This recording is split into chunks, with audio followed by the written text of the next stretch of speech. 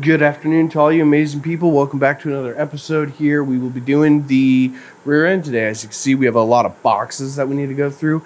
There's a lot of parts in here. So we are finally done with all the body work and paint for what it is right now. Later in the future, but it's presentable. Now we need to move on to the rear end stuff, which I have everything for the most part ready to go. I did make a video last week. Some issues in post happened with, again, my other camera. I got it recording again, FYI, but I'm dealing with other issues. So we'll be using pretty much just this camera for the time being. But I do want to real quick go over that one part of that video that was kind of like the main focus on it. Of what I did. It's a key information to how I'm setting all this up. I'm really excited though to get all these boxes open here in just a minute and then start installing stuff, putting stuff back in, and getting a lot of stuff ready to go. That being said, I hope you guys are enjoying it as well.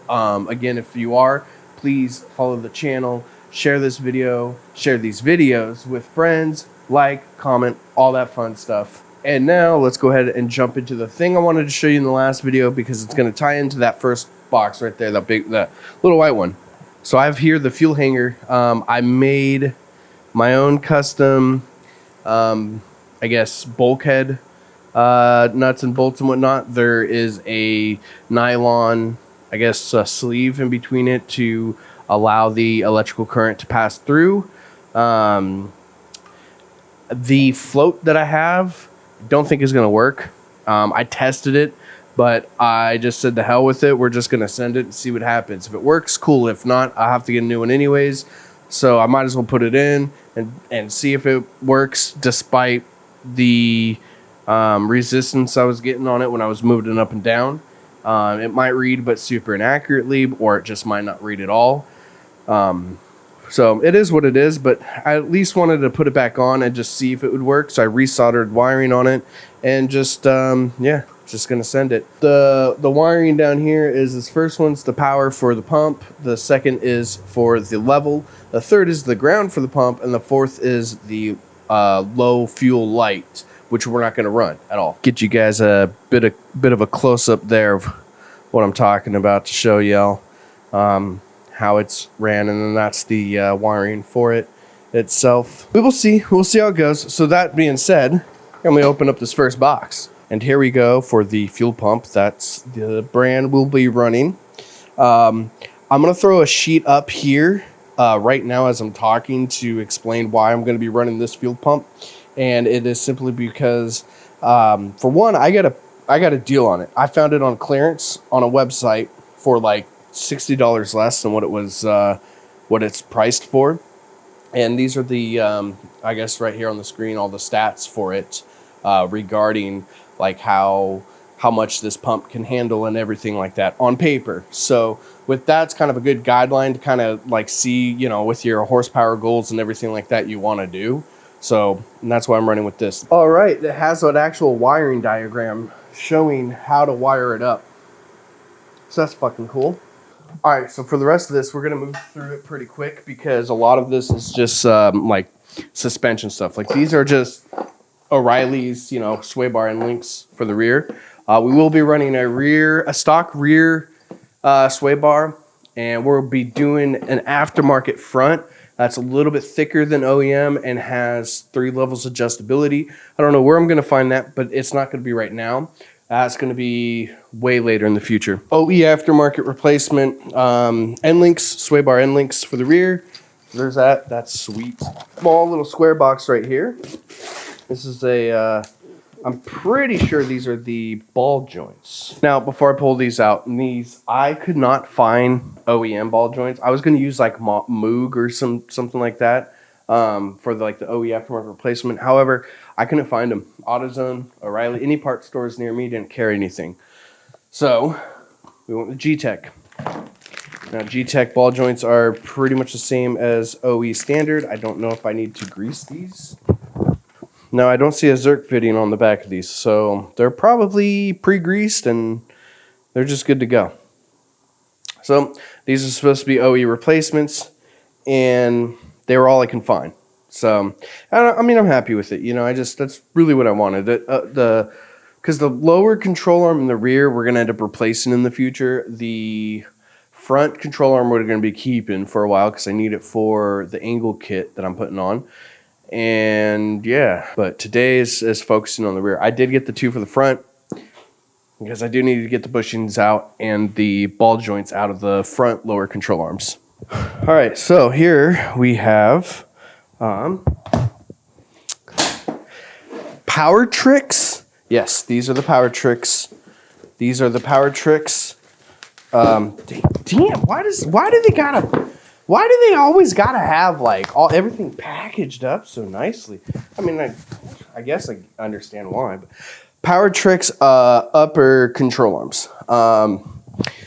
Again, we're not doing lower control arms quite yet in the rear, or traction arms, but I have adjustable upper and adjustable toe arms simply for the coilovers that I'll be putting on, just to have some adjustment for right now, till I can get it on the road. Once I get everything done on the road, ready to go, I can then budget a little bit better of like what other suspension components that I need to upgrade. But for right now, everything is still in pretty good shape, minus like the bushings on some of them, but I can get a bushing kit for now. And that's why we went with, I originally went with Megan, but apparently Power Tricks was really nice too, and like judging from what I'm looking at right now, it feels really nice. I'm not gonna lie, it actually does feel really nice. Comes with all the hardware and bushing, I guess, connectors, whatever you want to call them. I don't know. All I know is I'm gonna put this on and I have to put it all together. But they sent me stickers, so I'm really stoked about that. In our last box here, we have a few things from Megan Racing. I actually need to cut this entirely off because it's like taped together. Hold on. Here we have, I'm starting to sweat. I need to turn my fan back on. I'm sorry, guys. I turned it off so there's no wind noise, but it is so hot. But here we have some Megan Racing toe arms for adjustable in the toe. So I'm really excited to get all this hooked on. The other box here has, oh, I should have unpackaged it, I guess, has the front torsion arms. Now, I just bought these because, to be entirely honest, the torsion bars that I have for the front are completely screwed. So there is adjustability in these, which is nice. But I don't think I'll be using it that much, at least for right now with the current setup. But it will be nice for future setups when I go to change the entire angle kit and change, to a bigger sway bar and all that fun stuff. So this will be nice to have for the future. Lots of cool, crazy parts that I'm going to be putting on this 240 in just a moment. A lot of it I'm going to just do off camera and get it hooked up just because time is of the essence. But each and everything that I hook up, I'll show you exactly how I do it afterwards and walk you guys through it. But as far as right now, we pretty much can hook up the whole rear end minus the coilovers because I don't have them yet. I'm still waiting to purchase those. So let me go ahead and hook up the fuel tank, get that all situated and put back in the car. And from there, we will... we'll just hook everything up today in the rear. All right, big pimpins. I'm exhausted. Where's my light? Oh, damn. All right, so as you can see, we have the fuel pump on. I know you're like, why do you have a light on when it's in the middle of the afternoon? Well, it's Texas, and sometimes it just has random thunderstorms. But anywho, we have it on. I had a bit of an oopsies. Luckily nothing got damaged, but the hoses are connected in and out, and I labeled them too. What I ended up doing, because I got confused on which was which, so I had the girlfriend blow some air through one of the hoses so I can put some tape on it and mark it, and do that on the other end, and then mark it on the bulkhead so I know which hose goes to what. So now I know which is the return and which one's the feed. We have all that. I'm gonna finish putting this all back together. I got new hardware, a new gasket for the bulkhead, so it shouldn't rust. I mean, it already has rust in it, but it shouldn't get as bad as it did previously.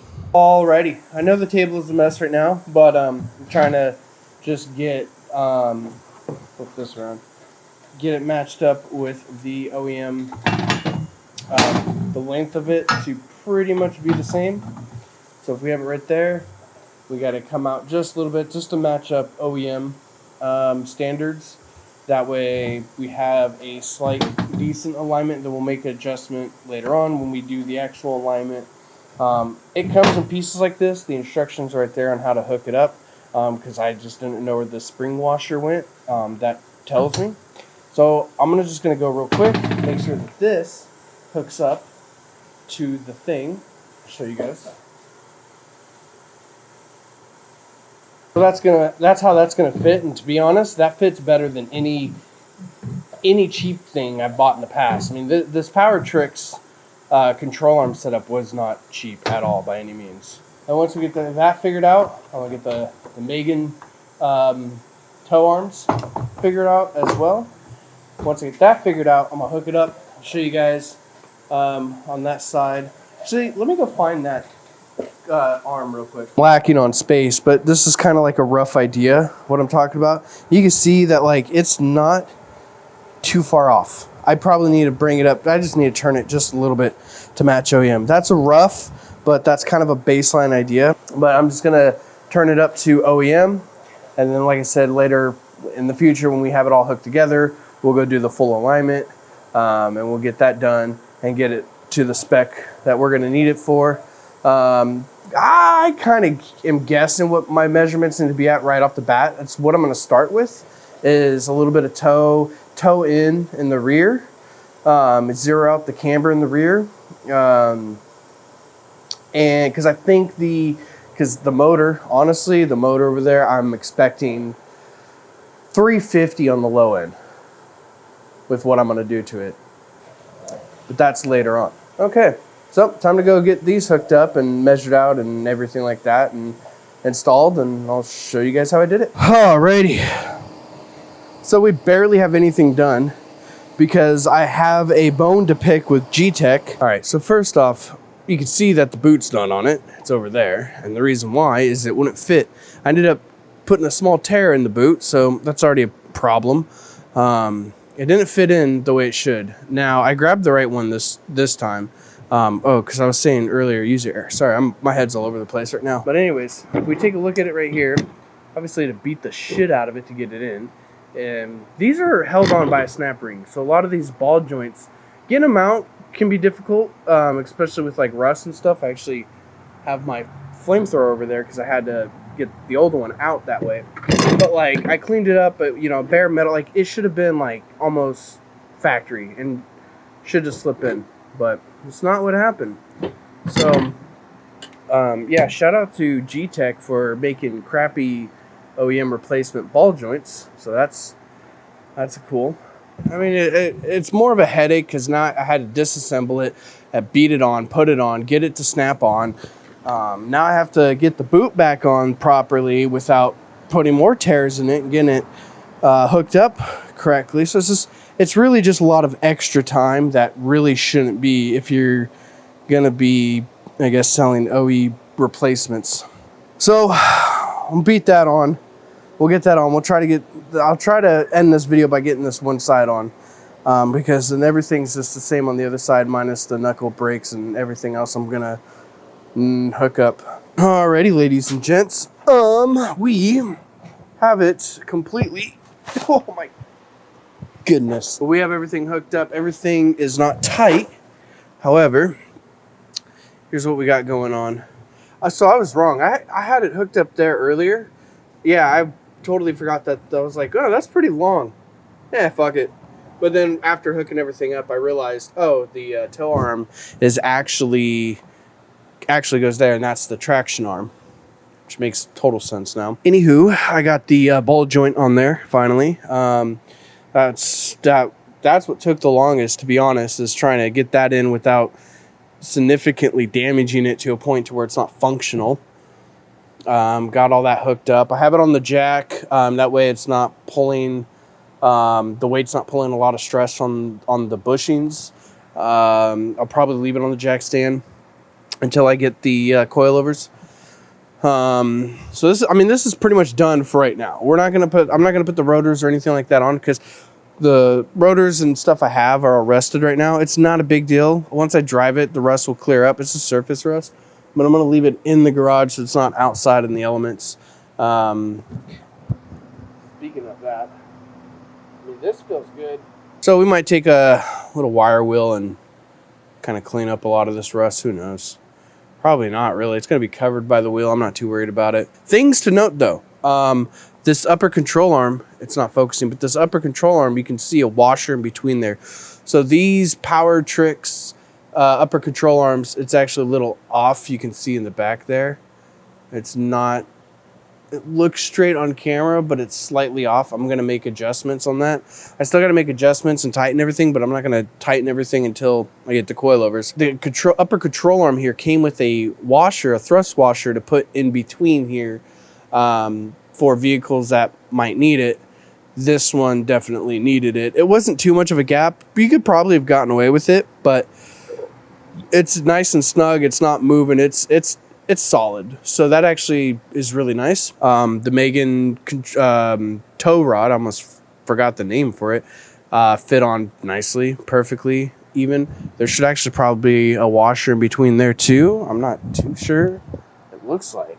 I mean, it's not moving, I guess, but I guess when I cinch it down, it'll come in, I guess. I don't know. I'm tired. And then that ball joint, that thing irritated the absolute crap out of me. But all in all, that is done. That is complete, minus the end links, which I'll put on again once I get the coilovers, because, again, just putting stress on new stuff, you know, not necessary, no need to right now, because it's going to be a while. So I was actually really concerned about that ball joint situation. It's going to be a headache on the other side, but it is what it is. I am able to get them to fit. It's just not ideal. However, before I end this video, let me show you guys kind of the plan for the next upcoming video. So we have the front lower control arm in this bucket, and in there we are going to be cutting and putting a 25mm welding plates to extend them a little bit, because I am sending the knuckle and the other knuckles in there, and I'm going to be sending the knuckle next week to Nate at Villains to modify the knuckle for me for a little bit more angle, because this car, I'm not going full out on a full steering angle kit quite yet. Definitely in the future, but right now it's a grassroots car. We're just gonna build it for, you know, fun with the homies and get out driving again, you know. So in time we might make this a full comp build. Who knows where life takes me. But that's coming up. I got to rebuild the steering rack there. It was leaking, and I need new inner and outer tie rods for the modified angle kit. Then I think it'd be time to start the motor. Of course, only all this can happen if, like I mentioned earlier, with life situations right now. It just depends. Like I said, I might have to end up sending it off, and I'll still make videos on it. I'll just be, you know, if I can, I guess. It really just depends. It's all up in the air. You know what I mean? I just realized we need to get started on the interior too. There's a lot of cleaning up I still have to do, and wiring, and there's actually a lot of work that still needs to be done on the inside. Whoops. But with that, I appreciate you guys and everything you do and all the support you do. You all have a good rest of the day or week, and I'll see you all in the next video. Bye-bye.